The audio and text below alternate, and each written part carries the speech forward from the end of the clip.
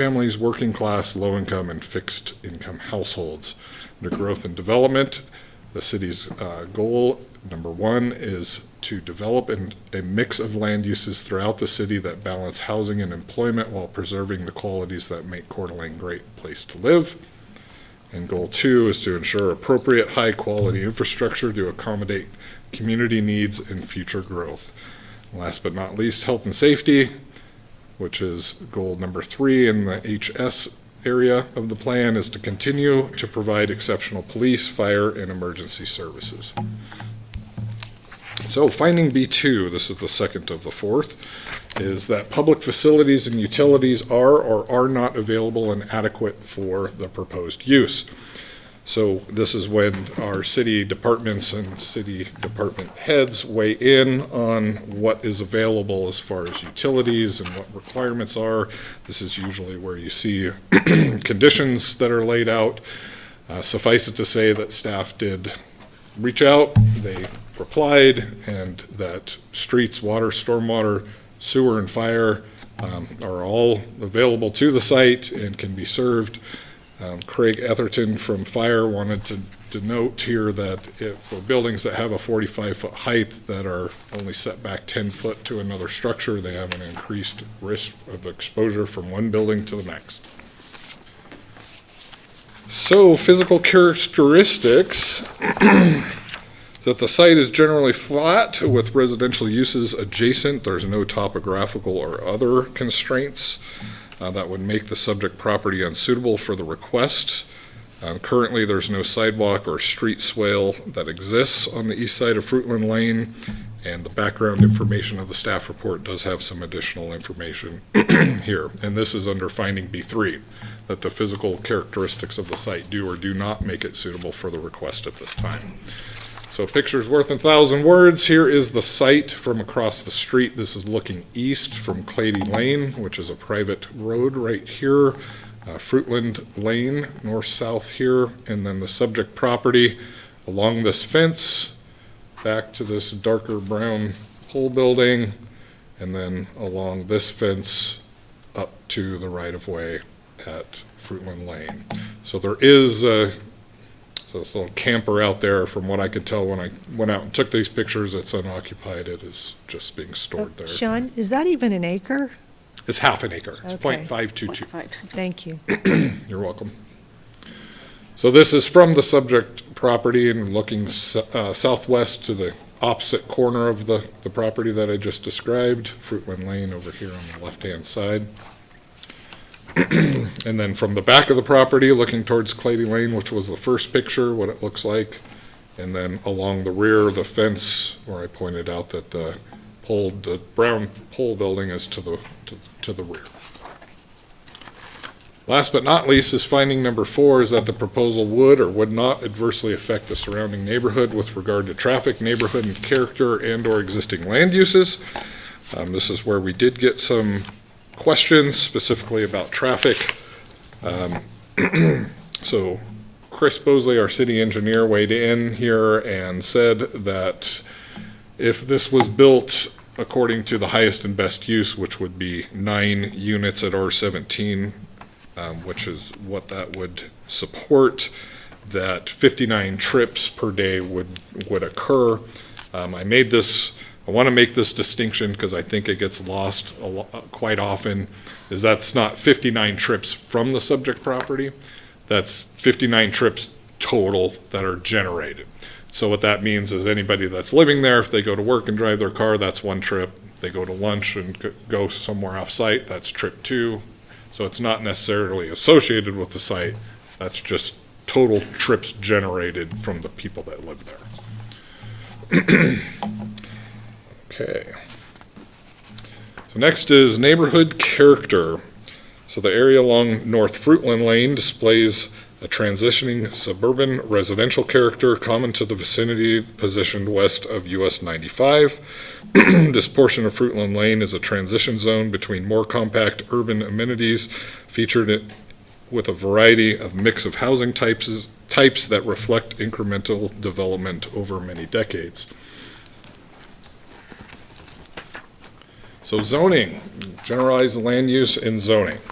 So on the left-hand side, this is the land use. So you can see this subject property right here is highlighted in black. That is the color vacant. It is currently vacant. There's a number of different types of uses across the street. They look similar, but they are a little different. And so we have some duplexes, we have some single-family attached, as well as mobile home parks. That seems to surround a good portion of the site.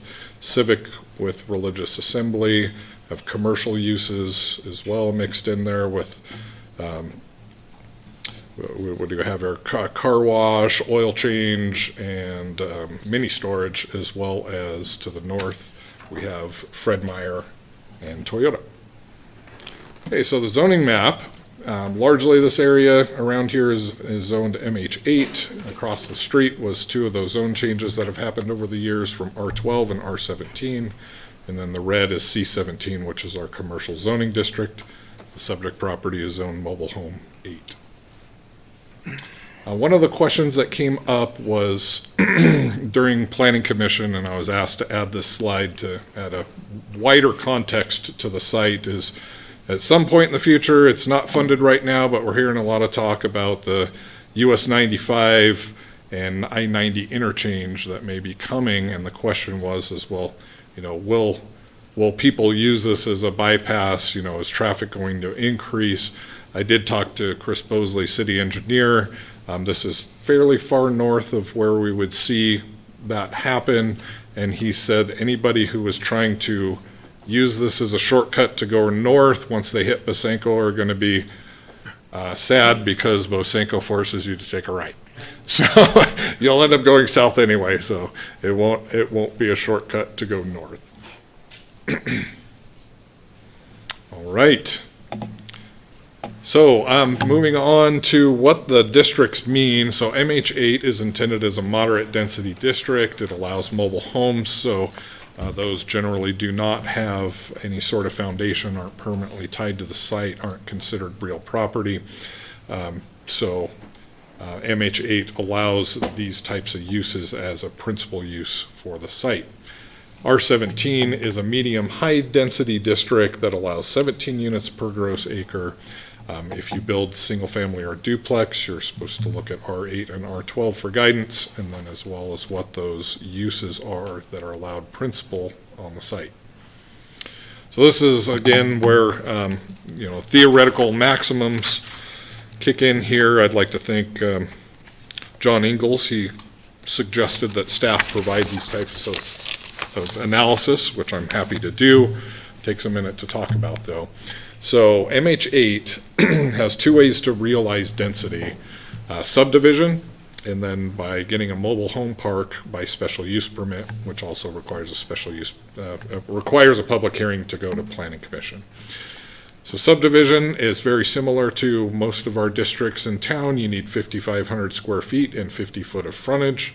Based on this particular lot, it would have a maximum of 2 lots that would be allowed, even though it's a fairly large lot, because there's only 130 foot of frontage. So you could split it in half and have two lots there. Or by special use permit, as mentioned earlier, you could potentially get that special use permit, have 3,150 square foot lots or areas to lease. That yields about 11 units per acre, so this would have a total maximum of 7 mobile home sites if that was approved, with a maximum height of 19 feet.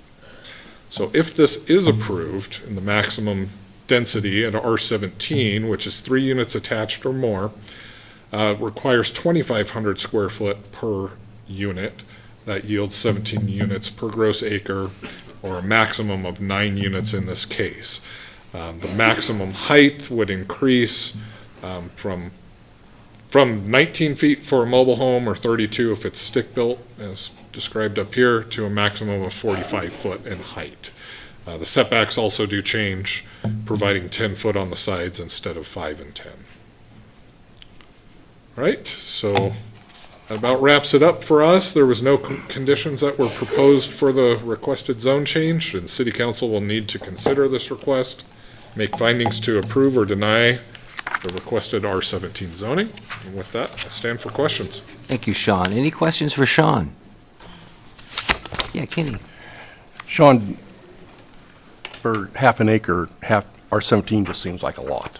I know it'll be shrunk in half, and I see we've moved from the MH8 to R17 in the past, is that correct? Across the street, they did, yes. Was that a half acre or a full acre across the street? Do you recall? Boy, I want to say it was close to an acre, Okay. 3/4 of an acre. It's long, it stretches from Fruitland all the way to Howard. Okay, great. Thank you, Mayor. Very good. Any other questions for Sean? Yes, Dan Scheckler. When I think of a zone, I think of an area beyond one parcel. It looks like there's a lot of mobile homes that are just surrounding this lot, and then there'll be potentially a 45-foot tall apartment complex in this one lot.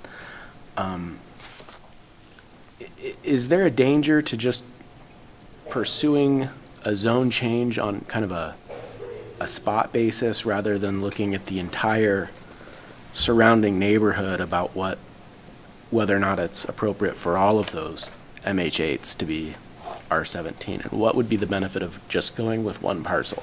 Right, so I think you're asking two questions, if I understand it. One, spot zoning, and if that's okay or not. That did come up at the last hearing.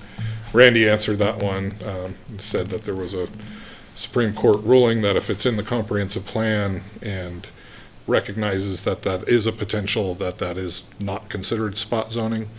However, the second question I think I got from that, and correct me if I'm wrong, is the context of the area where you have lower homes and then the potential for something that is taller. And there is that possibility. The setbacks are a little bit different as stated, so if you look at my pointer right here, there's access that comes off of here, so that is a rear yard for MH8, which should be 15 feet with some accessory uses that are located there. And then if approved, the change to the zone would require 10-foot side yards. So it would be about 25 feet between the back of a mobile home and where the side of a potential 45-foot tall building would be. Does that help? Yeah, thank you. Any other questions for Sean? Okay, thank you, Sean. All right? We'll open the public hearing. Is the applicant or someone representing the applicant present tonight? Oh, please. Would you like to speak? All right, that's... why don't you come up and we'll find out. Randy, is there something? Okay, and this is a quasi-judicial hearing, so you need to state your name for the record and be sworn in by the clerk. Michael Reeser. Okay, Sir, please raise your right hand and respond by saying, I affirm. Do you solemnly swear and or affirm that the testimony you're about to give is the whole truth and nothing but the truth, so help you God? I do. please proceed, Mr. Reeser. We'd just like to rezone this possibly for affordable housing, something along those lines. That's all I'm asking for. Very good. Is there any questions for Mr. Reeser? Thank you very much. Thank you. I do have one person signed up, and I apologize because I can't really make out your last name, but Shelley is the first name. Shelley, would you like to come up? And Shelley Porsche. And Shelley Porsche will be sworn in by our clerk. Please raise your right hand and respond by saying, I affirm. Do you solemnly swear nor affirm that the testimony you're about to give is the whole truth and nothing but the truth, so help you God? I do. And Shelley is opposed, and you have your time. Thank you. I've lived in the neighborhood down Loft Lane in one of the trailers and lived there for 19 years. And they've built all those new places across Fruitland. And people park on the road. That picture he showed conveniently showed nobody parked across from across from the place. It is a very much used road as a pass-through, as Howard is also. And the place he was talking about that was zoned for 17, it's a whole from Fruitland to Howard. And it's huge. It's not the half an acre that you got that had one house on it. And I live there, have to go, they took out our light on Bosanko at 95, so now you have to go down Fruitland to get to Neater to get on 95, to go either way. Or you have to go down to Howard from Bosanko to Kathleen to go up to 95. So that's already a pain. But the new thing they're trying to do, they will use that as a pass-through because they're using it already. And it's a 25-mile-an-hour road. And people go 40 at least. It's a speedway. It's a neighborhood. Right across from the subject property is a bus stop also. If they're gonna put 9 apartments in a half an acre, where are they gonna park? That's the biggest thing. Because there should be no parking on that side of the road, the east side. They park all down the west side. And you have to stop and let people through. And it's a real pain. I was hoping to see a plan of what they're gonna build. How are they gonna build 9 apartments in that place and have parking for 18 cars? And I know the workforce affordable housing, I'm using quotes for a reason. I know that's the big thing and it's Kiki's thing. But are they gonna be low income?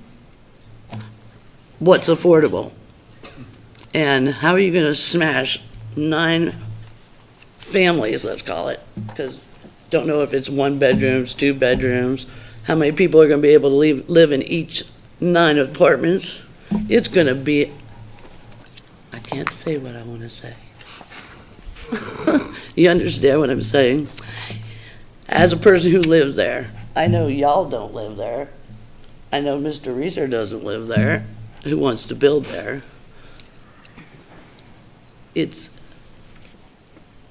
You're talking to a person that's their business to make this and change the zoning, but nobody's in there living. Nobody asked me, how's it gonna affect it, Nobody has questioned anything, and that sign for the public hearing only went up like 2 weeks ago. And I know they approved it, planning and zoning, on the 10th of February. What took so long? People don't usually stop to go read those signs either. I did. Because I live there and I'm concerned what's happening in the neighborhood. And if I had more time, I could have circulated and talked to all the people around and asked them to come to this public hearing. But it seems to me, because the planning and zoning's already approved it, they don't live there either. That y'all are gonna approve it. I could see maybe 4 apartments. Where are they gonna park? That's the biggest thing. You can't park. And if they do this, then they're gonna have to have the cops there ticketing people who park on the road. I say that the cops should be on that road all the time because they can make so much money on tickets. Anyway, I'm done. Thanks. Thank you very much, Shelley. Any questions for Ms. Porsche? Thank you. Okay, anyone else would like to testify who's here? Okay, Mr. Reeser, you're allowed to come up and do a rebuttal if you'd like to. He does not want to. Very good. I will close the public hearing, and if there's any other questions for Sean, I'd like to clear a couple things up. and Kiki would like to clear a few things up.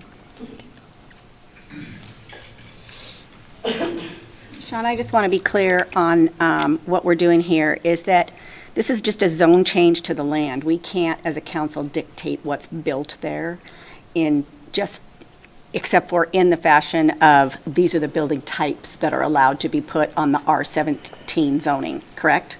Well, a development agreement is something that can be placed on a property. Generally, we don't see those for something that's smaller in scope.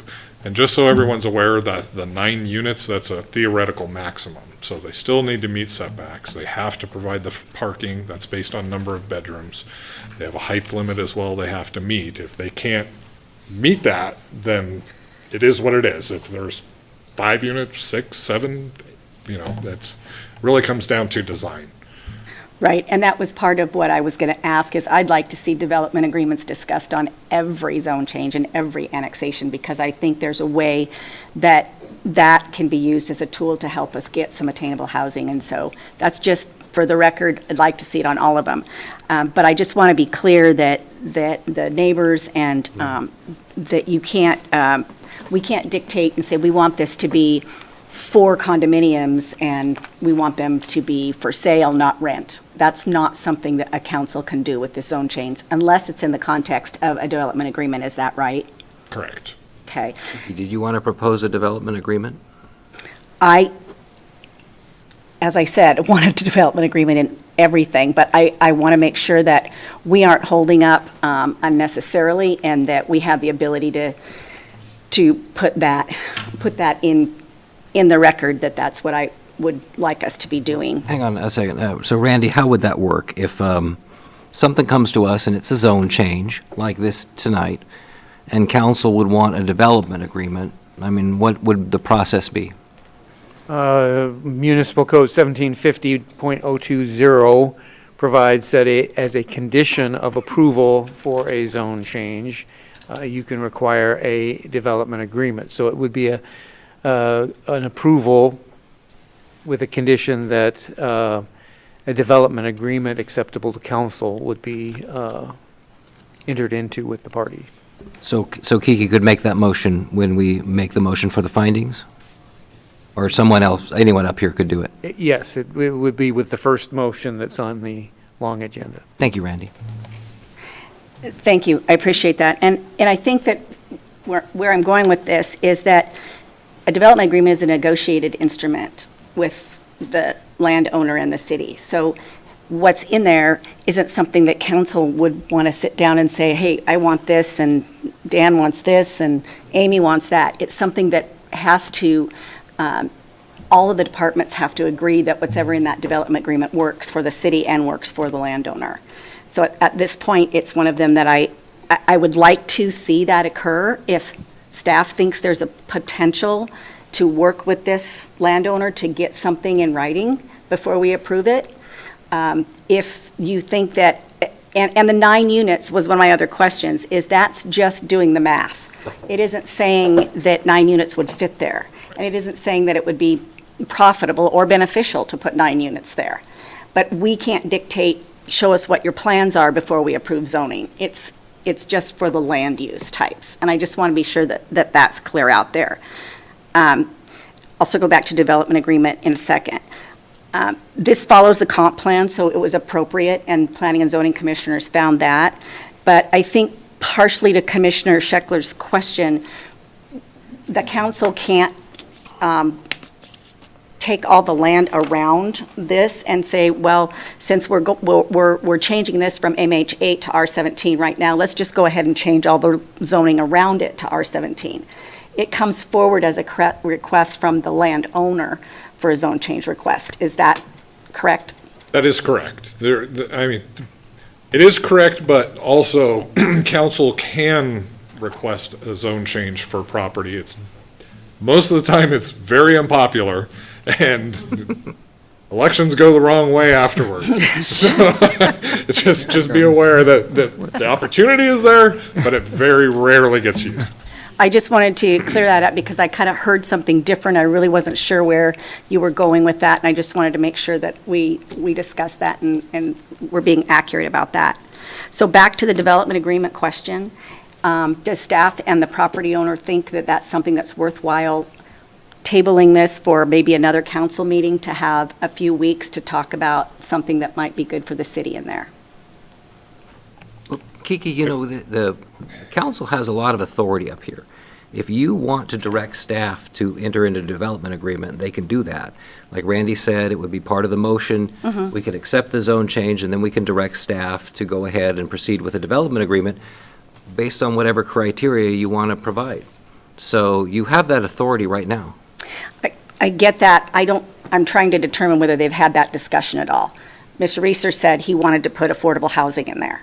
I don't know if staff's had discussion with them about doing that and what that means. Is it Section 8 rental affordable housing? What is it? And is there something that I don't know what the conversation has been to this point. We haven't had the conversation with the applicant.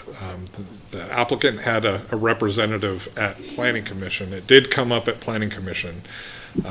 Planning Commission ultimately decided that due to the context of the site and the uses around there, that they didn't expect that high rents would fly in this location, to be honest, and that they forewent having to do that. They felt that the rents would match the location, so they didn't suggest to do that. But ultimately, it's council's call. Well, I would, and as I said, I'm fresh out of an economic development and housing summit where I am seeing that every piece of land that is available to do anything to help with our housing crisis goes away. Rentals are great, but rentals at fair market value in this town, the likelihood of that area, which is up and coming to be redeveloped, doesn't give us anything that is making headway in assuring there's attainable housing. So I would like to see if we can table this for 2 weeks to have an opportunity to talk to the landowner about any possibility of attainable housing inside of a development agreement. He's here now. We can open the hearing again, and you can hear from him. Yeah, I know. Is there, if that's a motion, if she wants to make a motion to table, I'll second for discussion. Right. Okay, so And we have a motion on the floor to table the discussion. Any discussion on this motion? I don't think bringing the landowner and the staff into this discussion right now. I think they need to sit down and talk about what the possibilities are to put something together and then come back to us with the final. Okay, so there's a motion which is to table the hearing for 2 weeks, I guess. Is there any Is that discussion? enough? Sorry, excuse me. Please go ahead. Is that enough time? I mean, we can certainly have a conversation as long as the applicant's available. I know he was away for the prior hearing, that's why he had representation, so he was out of the country. If he's here, staff's open. Okay, so this is on the motion to postpone this, table this for a week. Dan English? Yeah, just that I appreciate that we've got the ability for development agreements. It's a tool, but I also think we have to be mindful of scale and effort and time use. And I certainly, I would not support a development agreement on every zone change because, again, economies of scale and use of staff and all of that, and this is a pretty straightforward. So I don't really support a development agreement on this. The other thing is that I trust that, again, it'll be a matter of math, and in order for it to really go to where they're going to actually build something, they're going to have demonstrated that they're meeting the parking requirements and those kind of things and the curbs or whatever, because I drive that way all the time, and I know the parking, that's a very real concern. So, yeah, we got to take care of that, but again, I wouldn't really be supportive of tabling, but anyway, that's... Okay, so the motion is to table this hearing, so it's not talking about a development agreement yet, just to table the hearing for 2 weeks, which is the motion that we're discussing. Mr. Mayor, actually, the next council meeting would be 3 weeks from today.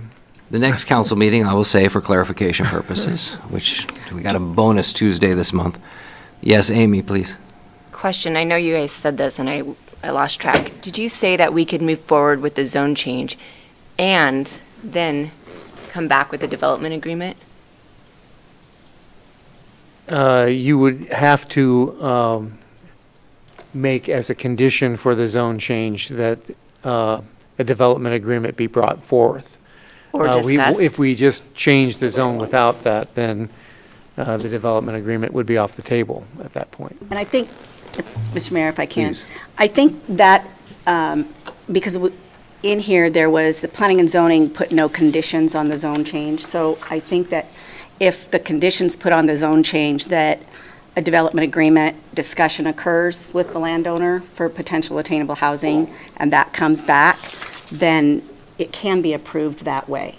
Is that right?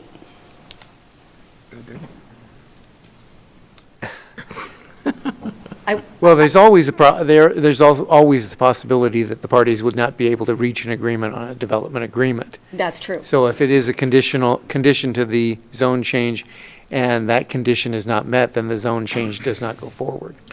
And a point of clarity for staff, if I can. So you had mentioned attainable, and so generally that's along the lines of ownership versus renting. The city's never forced anyone to condo a building before. It was always up to the owner whether they wanted to do that and offer it to the market or keep it in a portfolio or whatever they have, and rent out those units. So I just want to be clear before we go and negotiate what council really wants, what this motion really means. What I'm getting towards here, Sean, is that I want to have the discussion occur. We've had developers come to the podium again and again and say, we're going to do affordable housing. What we're trying to do is lower cost rentals. And we're trying to do this. And what ends up happening time and time again, I drive by these properties a year later and they go, yeah, that didn't pencil.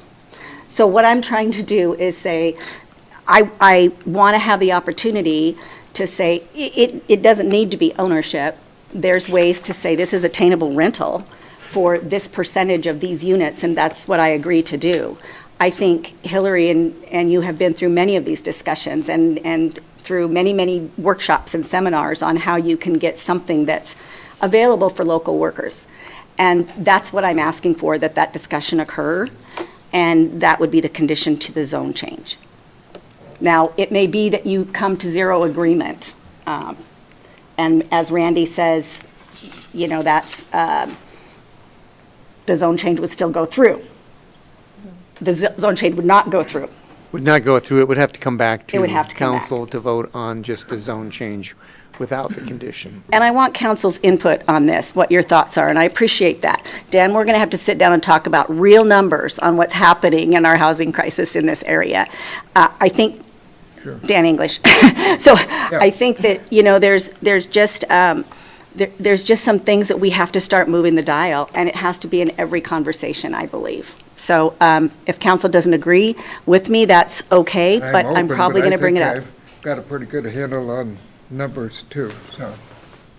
Okay, so the motion is to, Amy, go ahead. Go ahead, I was just going to do what you're doing, so. The motion is to postpone. It's what we're discussing now, and this would just be brought back in at the next council meeting, which I hear is in 3 weeks.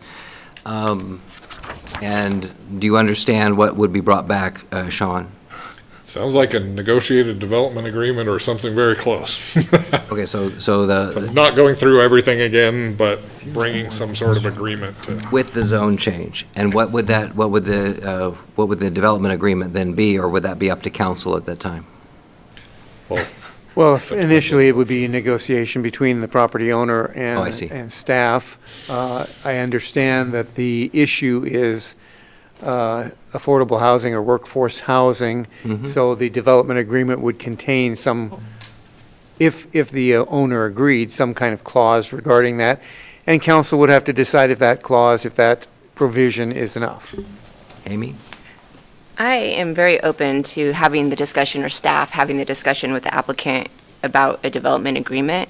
My preference is, with Randy's nod, that we move forward with this request and then add the condition that a development agreement discussion occurs between the applicant and staff, and Sean coming back and to report at us at a future date. We just went through the whole public hearing, and I'd like to see this out, and I'm sure the applicant and staff and their time is so valuable.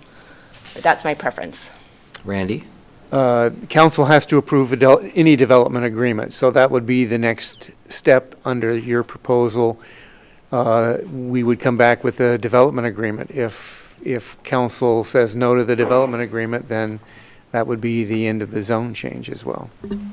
Okay, so basically, we could move to postpone, and do the hearing over again, or we can do the hearing and direct staff to come back with a development agreement. So you understand that, Kiki? So it would, if we could do it now, or we could do it in 3 weeks. No, I'm hearing two different things. Sorry. I want you to be clear, so. What you said and what Randy said didn't line up. So can you say that again, Randy? My understanding of what Counselor Evans said is that we would move forward with an approval of the zone change with the condition that an acceptable development agreement be negotiated involving workforce housing. And in that case, then at the next meeting, presumably, the development agreement would be presented to council for approval or rejection. And if it's rejected, Then the condition for the zone change fails. and so then the zone change doesn't go through? Correct. Okay. That's the part I needed to clear up. That's fine. Candy, please. And then we do it over again? We can do it over again, or we can do it now. But if the it zone fails. change fails, If it fails. It fails tonight. then, or when the development agreement comes forward, then another application for a zone change would have to be made unless council said, go back and renegotiate the development agreement. I mean, that can go on Or for as drop the long as condition. necessary. They could drop the condition at that time. When it comes Yes. back, they could reject the agreement and drop the condition. Okay. Yes, theoretically. So And- there's multiple avenues to postpone to still have this be a successful project. Absolutely. Mr. Scheckler? I withdraw my comment. I think it was answered. Okay. Does anyone need medication? So we are going to vote on the motion to postpone this entire hearing and redo this again in 3 weeks. If there's any more discussion on that specific item. Mr. Mayor? Yes, I'm sorry Christie. to drag this out. I appreciate everything that Councilwoman Miller is saying, that yes, we have to start taking action if we want to impact workforce housing. My particular concern with this is we're kind of blindsiding the applicant right here. And there hasn't been any other discussion about a development agreement until right now. And maybe that's the process. Maybe it isn't until right now. So I'm a little torn on hamstringing them. I don't have any idea if it's going to impact them financially, or any of their building permits, or we just have no knowledge of any of that. And we're saying, let's table this. So Mr. Reeser didn't want to give any comment before, but maybe he should be allowed to at least help us understand if this is something we can all work together on, because that's our goal. I think he's still, you'd have to come, I'd have to open the hearing again, and you could Oh. comment if you would like to. If you want. If you don't want, okay. He's good. Okay. Sounds like he's good with your, I think there's multiple ways that this can get done, after the discussion has happened, from what I've heard. So, we Okay. have multiple options by just postponing it. We're not tabling it, we're postponing it for the shortest period of time possible. And then there's multiple avenues that we can take until that time to get this done. okay? So remember the motion here. Yes, Daniel Scheckler. I was just going to say, I agree with Councilwoman Evans that we should approve it today, and then if there's a condition for a development agreement, it comes back. If the development agreement discussion goes south and there's no agreement, then we have another discussion about whether we should approve it despite the failure to have a development agreement that's So we have acceptable. multiple, So we have a multiple Options. options. So I don't think we should postpone it. I think we should approve it subject to. To that condition. Condition. Okay, Then keep an open mind about whether or not that, works out. I Works just want to out. make sure our attorney is clear on what's going on. It's a very puzzled face. Well, currently, there is only a motion to table Yes. on the dais. So either that motion needs to be withdrawn, or we need to do a vote on that, and there can be then another vote, another motion. All right. So I will withdraw the motion And does the second withdraw? Yes. Second withdraws. and then make a new, Are you ready for all this? We're back to You do square it. one. Figured. you've been fighting the findings. I drew the short straw here. So I'll make the motion to approve without prejudice a zone change from MH8, 8 units per acre, to R17, 17 dwelling units per acre for a parcel measuring .522 acres located at 3620 North Fruitland Lane, based on the following findings and conclusions. This matter having come before the City Council on March 17th, 2026, to consider ZC 1-26, a request for a zone change from MH8 to R17 on a partial measuring .522 plus or minus acre. The applicant is Michael and Norma Reeser, and the location is 3620 North Fruitland Lane, Coeur d'Alene, Idaho, 83815. The City Council finds that the following facts, A1 through A12, have been established on a more probable than not basis, as shown on the record before it and on the testimony presented at the public hearing. I want to make special note of A7, and the goals that this project supports: community and identity. Coeur d'Alene citizens are well-informed, responsive, and involved in the community discussions.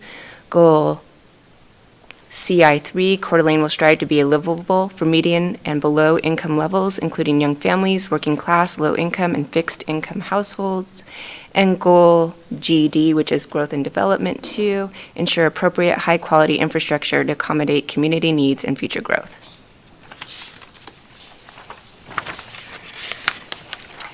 Based on the foregoing findings of fact, the City Council makes the following conclusions of law. B1, this proposal is in conformance with the comprehensive plan.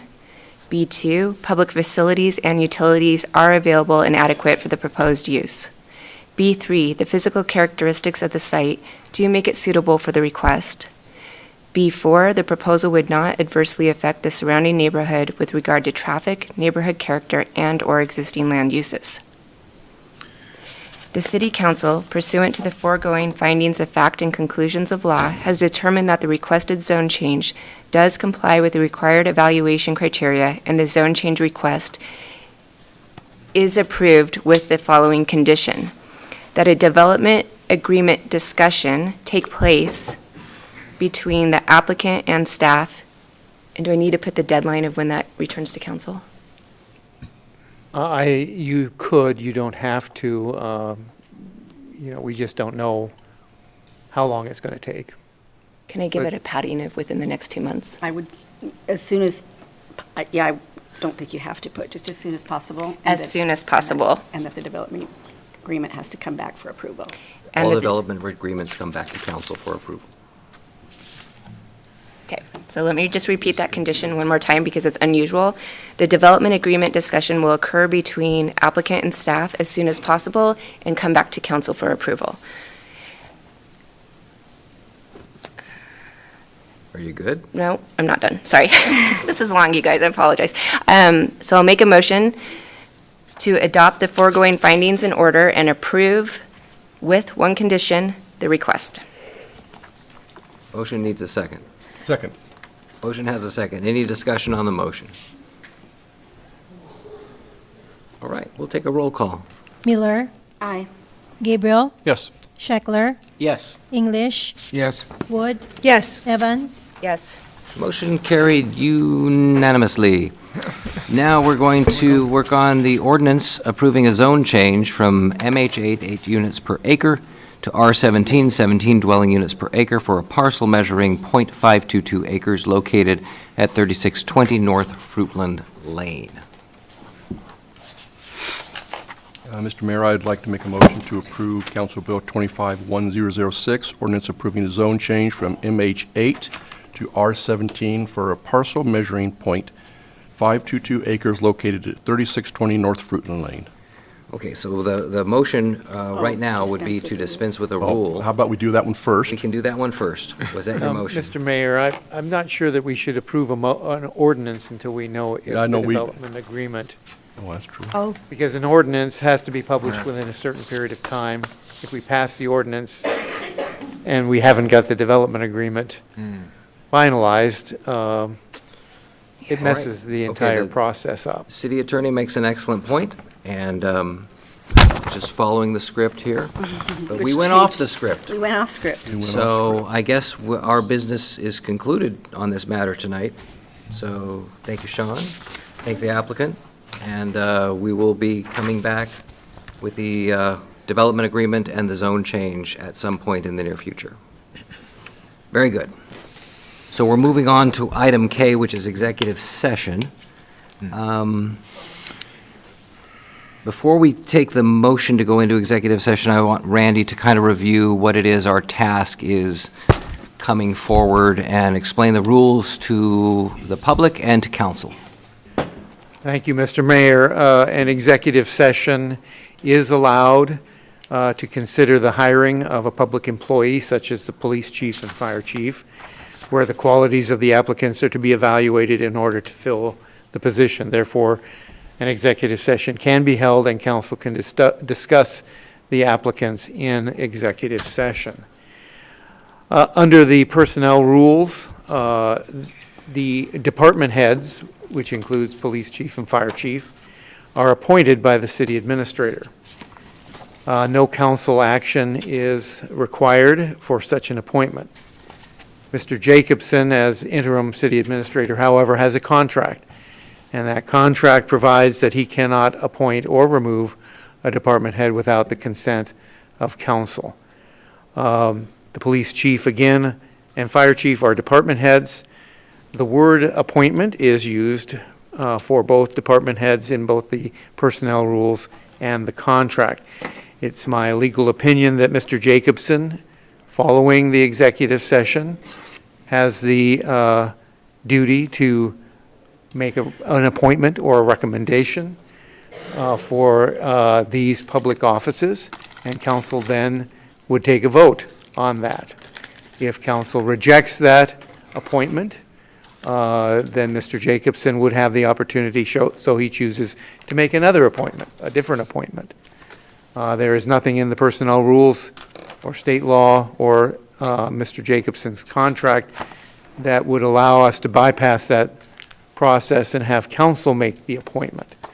It is not council's duty as the legislative body to do that. Therefore,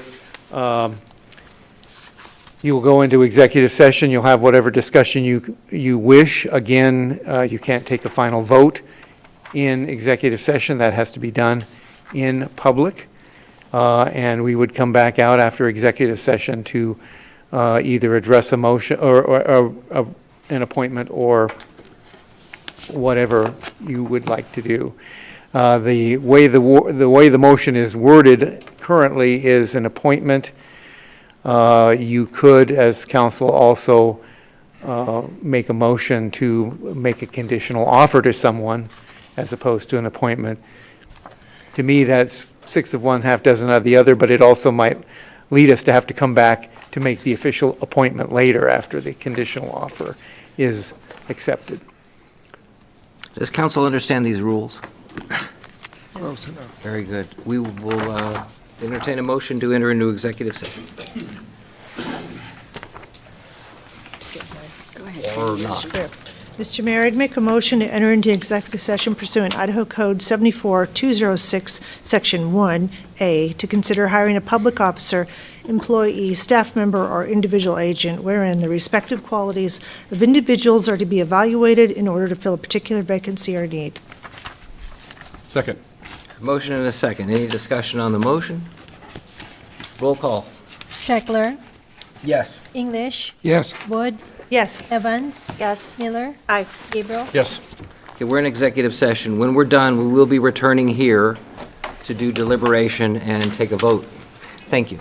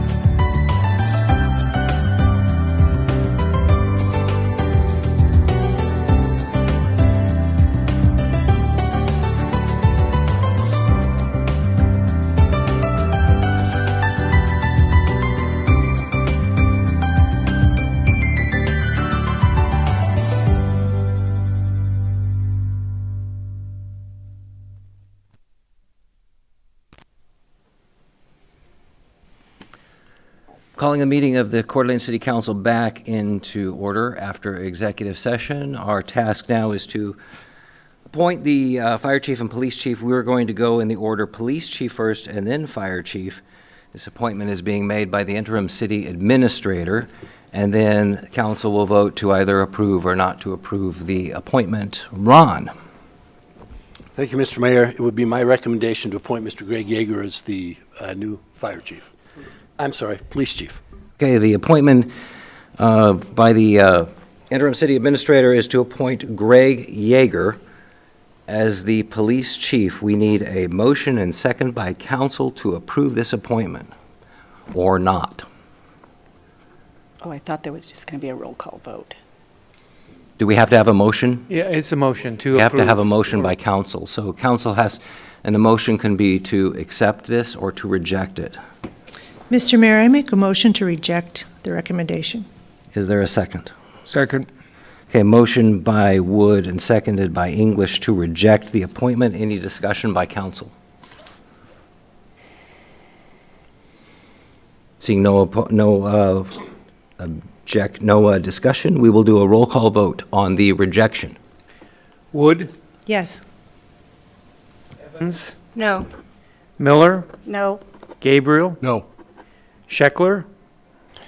No. English? Yes.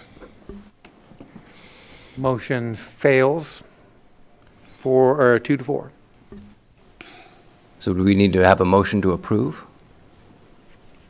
If someone would like to make a motion, yes. I'd make a motion to approve Greg Yeager as the new police chief. Second. Motion and a second, motion by Miller, seconded by Evans to approve the appointment of Greg Yeager as the police chief. Any discussion? Yes. Mr. Mayor, I have a motion. I'd like to just kind of explain what my thought process is here. From the very beginning, it was kind of pounded into my head at least that we had to respect and protect the integrity of the process. So I tried to do that from the very, very beginning. We had a process, and it's very difficult for me. I mean, I'm so very pro-PD, and I like Dave Hagar, but we had a process, and it's tough for me to go against the process right now. Any other discussion? Dan English. If we didn't have an internal candidate, Dave Yeager was my first choice for the outside candidates. I thought he did well, had some good things, but we did have an internal. We had Dave Hagar, and we've known him, got to learn some new things through the process, and I am a strong believer of growing your own from within and supporting folks as they come up through the ranks and different things. And there's different, kind of juncture decision points that, if they're not really meant to be at the top, I trust the process that they'll kind of go off to a certain level. But I think that Dave Hagar has earned this, and, if the vote goes as I think it's going to go, I will be disappointed very much, but I will also, support whatever the choice might be then. Any other discussion? Mr. Mayor, I agree with Councilman English. Dave Hager has shown to be a stellar employee. He has served the city well. He, as an internal candidate, has been very strong. We do like to choose internal candidates any chance we get. He has spent over a decade working hard on behalf of the city of Coeur d'Alene. I have complete confidence in him, and my choice would be Interim Chief Dave Hager. Any other discussion? I would just like to I'm say, recognizing Kiki. I'm sorry, they're all interrupting. So. it's like I always get the one who's not able Yeah. to interrupt. I just want to say that it was really a great process, and I think that 2 of the 4 candidates for police chief were just stellar in their interviews, and both could be wonderful for the city. I'm going with the choice that I thought had a little more experience in some of the areas, and I think I told council, he interviewed like Lee White, and I just felt like we had that opportunity with him, and I mean, no disrespect or discounting of Dave Hagar at all. He's a wonderful, wonderful human, so that's the direction I'm going. Okay, let's do a roll call. Wood, No. Evans, Yes. Miller, Yes. Gabriel, Yes. Scheckler, No. English. No. That is a tie vote. The mayor will not be voting. I will not split the council. We will continue with the interim chief. Does the city administrator have another nomination for police chief? No, sir, I would recommend. Sorry, this is new equipment for me. No, sir, I would recommend waiting until the permanent city administrator is on board, if that's council's decision, and to continue with Mr. Hagar as the interim chief. Thank you. We'll be moving on to the second item, which is the appointment of a fire chief, and that goes back to you, Ron. Your Honor, I would like to recommend Jake Beaker as the new fire chief and ask for council confirmation. All right, we need a motion to approve the nomination of Jake Beaker as fire chief. I would make. Go. Go. I would make a motion to approve Jake Beaker as our next fire chief. Second. Okay, motion by Miller, seconded by Evans to approve the appointment of Jake Beaker as fire chief. Is there any discussion? Christy Wood? Thank you, Mr. Mayor. Along the same lines, as if you can promote an internal candidate that's been loyal to the city, is a brilliant employee, and we have complete confidence in them, then you should. And I fully support Jake Beaker. Any other comments? Okay, roll call vote, please. English, Yes. Wood, Yes. Evans, Yes. Miller, Yes. Gabriel. Yes. Scheckler. Yes. I'd like to extend congratulations to Jake Beaker as our new fire chief. Yep. Is there any other comments for the good of the order? Just to be clear that Dave Hagar will maintain his current role as acting chief. That is correct. Okay, thanks. Any other comments? We'll take a motion to recess, and I don't have it in front of me, but one of you good people should. A motion to recess for a workshop with Ignite CDA. So moved. No, we need to make it properly, please. I gave all my stuff back. I'll got make a motion to recess to March 23rd, 2026 at noon in the library community room located at 702 East Front Avenue for a joint meeting with Ignite CDA. Second. Motion and a second. All those in favor? Aye. We are recessed. Thank you.